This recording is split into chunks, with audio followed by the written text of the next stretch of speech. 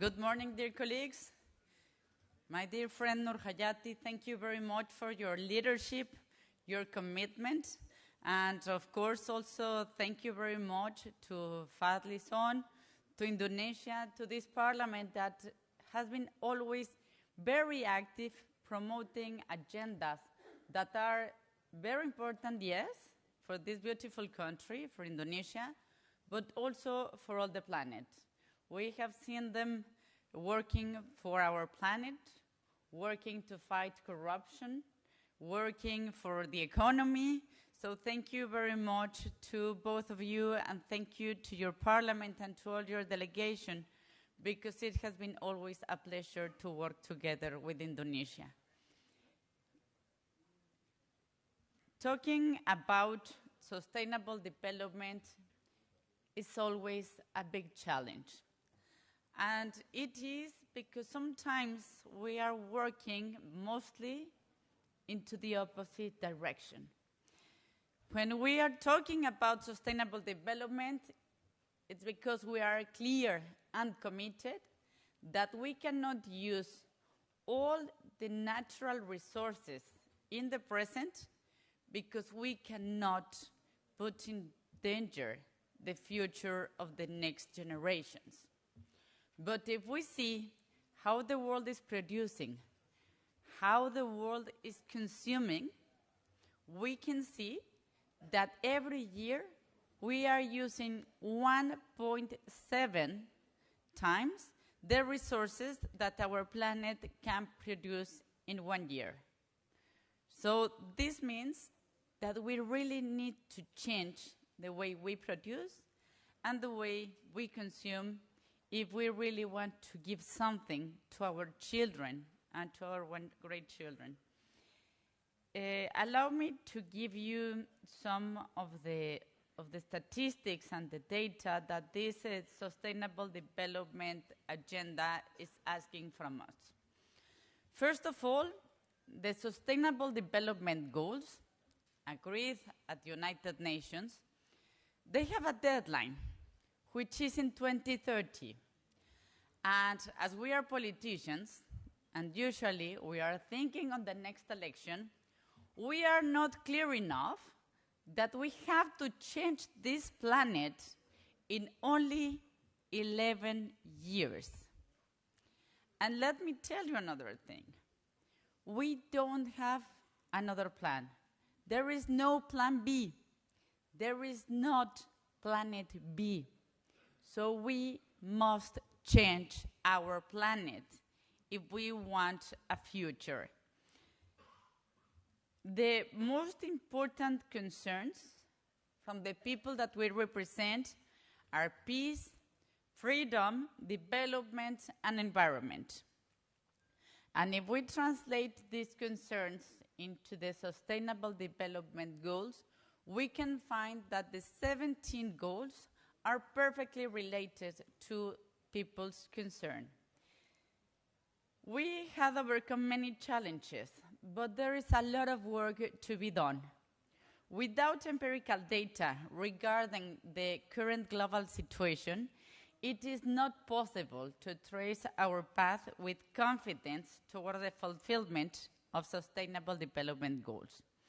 Let me go to the data. Although the extreme poverty has decreased since 1990, the worst forms of poverty still persist. The latest global estimate from 2013 suggests that 11% of the world's population, or 783 million people, lived below the threshold of extreme poverty. The proportion of the world's workers living with their families under $1.90 per person a day declined significantly in the last 2 decades. In the year 2000, it was almost 27%, and now, not now, 2 years ago, the last information available, in 2017, it was on 9.2%.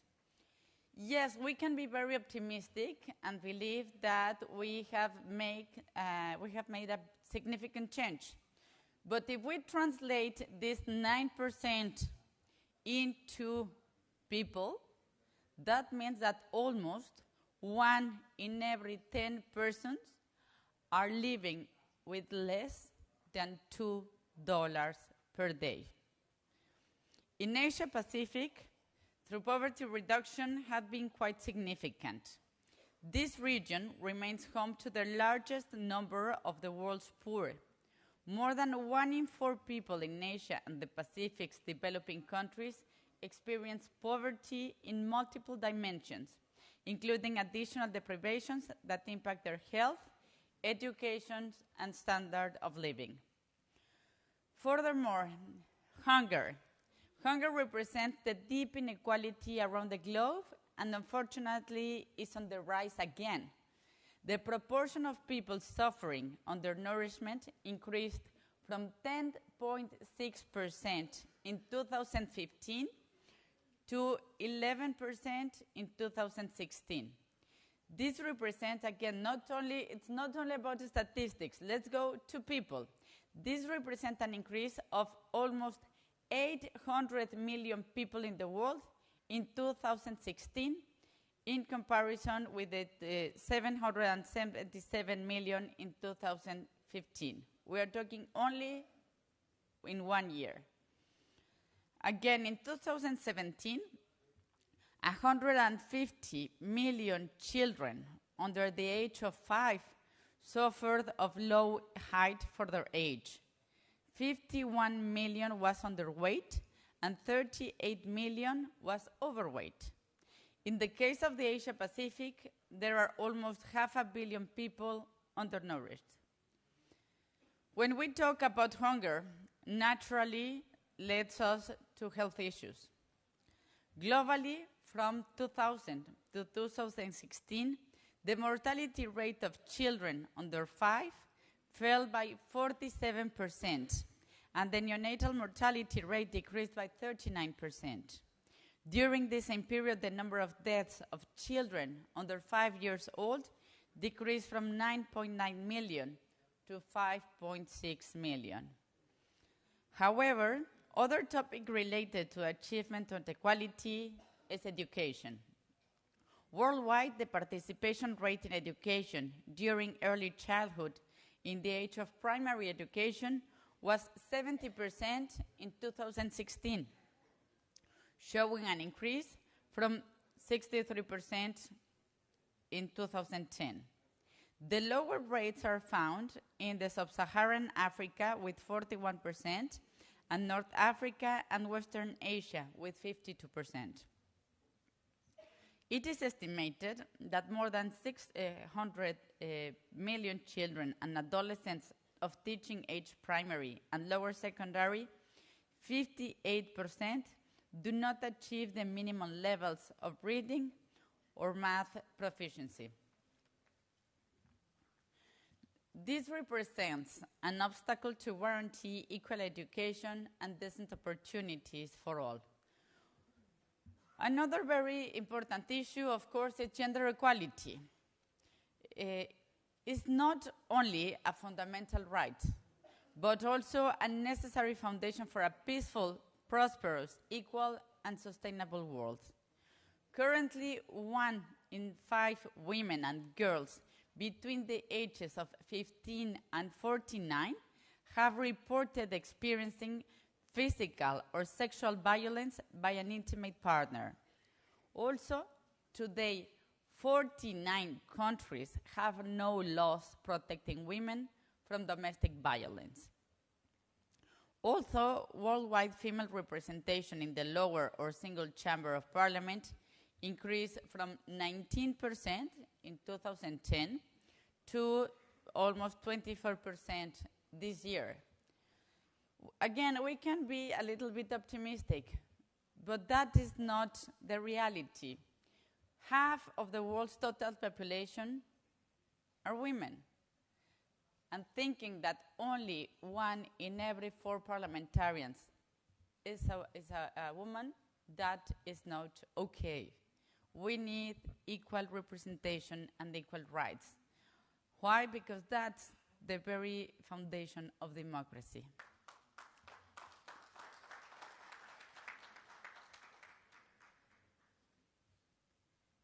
In Asia Pacific, Asian Pacific region, let me tell you that we are having the lowest or the poorest development indicators for women and girls.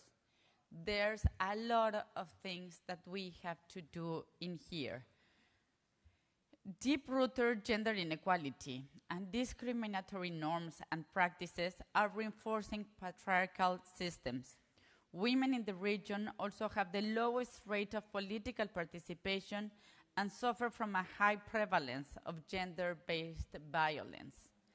Those harmful practices and so many others reinforce gender inequality across not only in this region, but also in the complete planet, because we live in a connected planet. So we need to improve all practices in this region to make it more equal.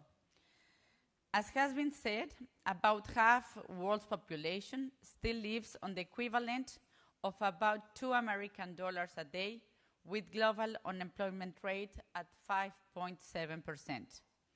Here, the situation in Asia Pacific, it's better, a little bit better, with 4.2% of unemployment, but it is important to keep promoting the sustainable economic growth in this area to decrease even more this rate. We have seen that this region, it's very dynamic, it's growing, it's showing a lot of innovative proposals and solutions, but we should never forget that economic growth should be accompanied by social policies.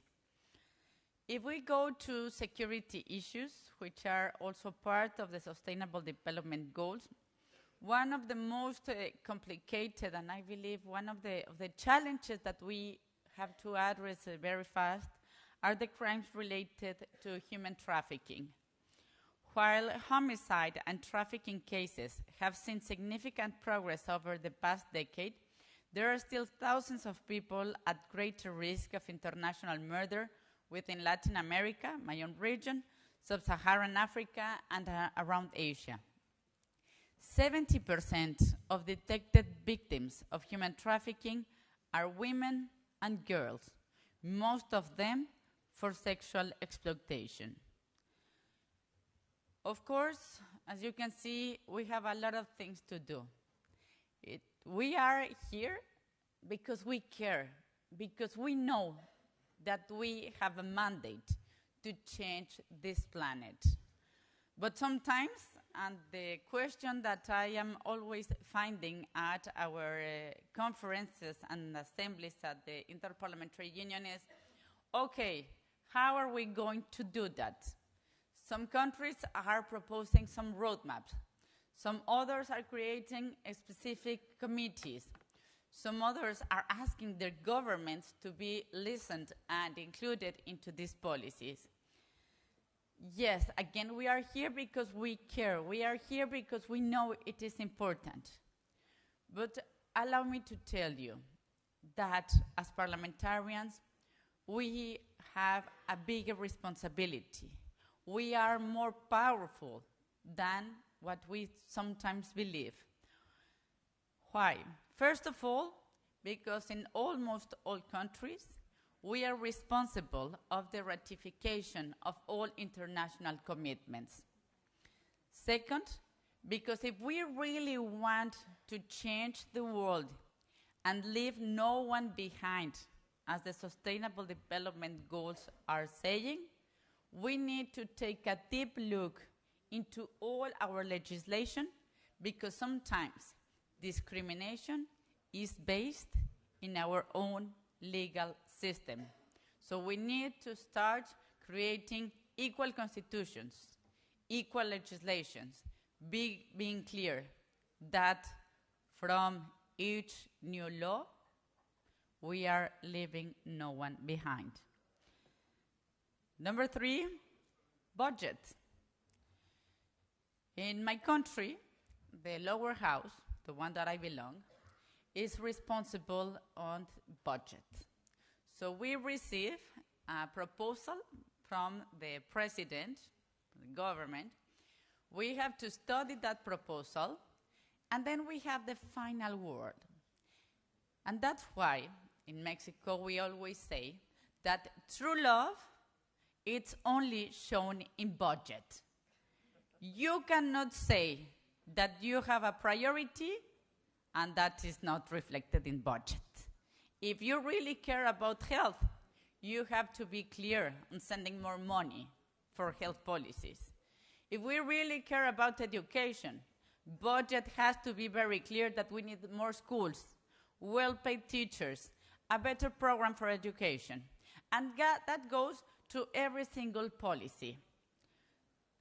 Usually we believe that the parliaments, the legislative bodies, are only responsible of law, and the government is responsible of public policy.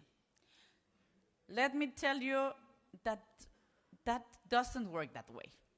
The most important public policy instrument is the budget. The budget is going to say which are the priorities of the country, in which way that budget is going to be implemented. How are we going to use that budget without corruption or without any kind of problem for implementation? So please be very careful, and again, be sure that the love that you should be showing to your constituencies is reflected in budget. Another important issue, oversight. Sometimes, and this is complicated, when I am having meetings with the executive, the governments, they are always like having second thoughts about the relation with parliaments, because we are confusing oversight with political debate. Maybe I have been a parliamentarian too long, but I have been also in government. And I believe that when someone is criticizing parliaments because we debate and we discuss too much, it's because we are not clear on the very importance of working together, exchanging different ideas, reflecting the plurality that is only present in parliaments, and that is going to lead us to better conclusions. I believe in political debate. I believe in the richness of parliaments. I believe in the exchange of ideas. And that's why I believe that oversight should not be seen as a threat, but as an opportunity to make things together, regardless of political affiliation, regardless of gender, regardless of the different regions that are composing our countries. And I believe the most important duty that we have is representation. We are here because people are trusting on us. We are here because they expect us to travel all these distances and to come back to our countries, to our communities, to our homes, to make a difference. Again, colleagues, we have a mandate. We have less than 11 years to change this planet, to make it inclusive, to make it sustainable, to have the possibility to give a planet to our children and the next generations. We have to go back to our communities and be clear that the only way of changing this planet is having, yes, this world map, this global commitment, but translated into national and local realities. Thank you very much again for this wonderful invitation. I was told that we're going to have some questions and hopefully answers. I don't know, Nurhayati, you're the boss here. But thank you very much for this wonderful opportunity. For those who are part of the IPU delegations, see you soon in Serbia.